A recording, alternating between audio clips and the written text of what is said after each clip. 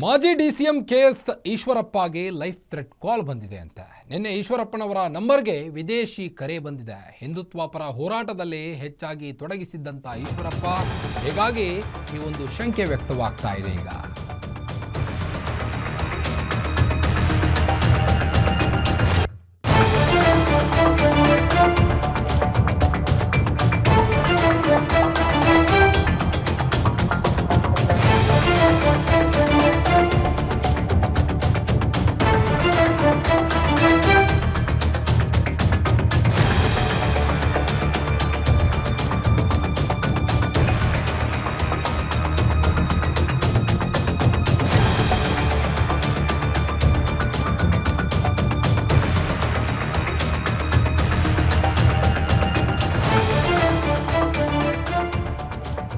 ಮಾಜಿ ಡಿಸಿಎಂ ಈಶ್ವರಪ್ಪ ಅವರಿಗೆ ಮತ್ತೆ ಲೈಫ್ ಥ್ರೆಟ್ ಕಾಲ್ ಬಂದಿದೆ.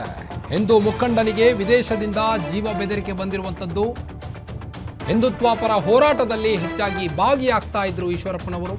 ಈ ಹಿಂದೆಯೂ ಈಶ್ವರಪ್ಪ ಅವರಿಗೆ ವಿದೇಶದಿಂದ ಈ ರೀತಿಯಾಗಿ ಕರೆ ಬಂದಿತ್ತು, ಬೆದರಿಕೆಯ ಕರೆ ಹಿನ್ನೆಲೆ ಭದ್ರತೆಗೆ ಎಸ್ಕಾರ್ಟ್ ನೀಡಿದ್ದಂಥ ರಾಜ್ಯ ಸರ್ಕಾರ, ಇತ್ತೀಚೆಗೆ ಎಸ್ಕಾರ್ಟ್ ಹಿಂಪಡೆದಿದ್ದಂಥ ರಾಜ್ಯ ಕಾಂಗ್ರೆಸ್ ಸರ್ಕಾರ, ಇದೀಗ ಮತ್ತೆ ವಿದೇಶಿ ಕರೆ ಬಂದಿದೆ ಈಶ್ವರಪ್ಪನವರಿಗೆ.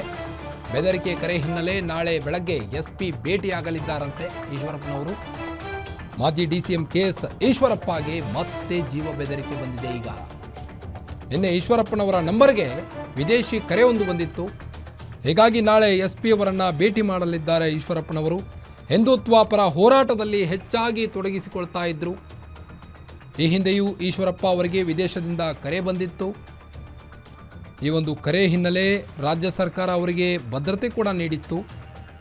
ಇತ್ತೀಚೆಗೆ ಎಸ್ಕಾರ್ಟ್ ಹಿಂಪಡೆದಿದ್ದಂಥ ರಾಜ್ಯ ಕಾಂಗ್ರೆಸ್ ಸರ್ಕಾರ, ಇದೀಗ ಈ ಒಂದು ಬೆದರಿಕೆಯ ಕರೆ ಹಿನ್ನೆಲೆ ನಾಳೆ ಬೆಳಗ್ಗೆ SP ಭೇಟಿ ಮಾಡಲಿದ್ದಾರಂತೆ ಈಶ್ವರಪ್ಪನವರು.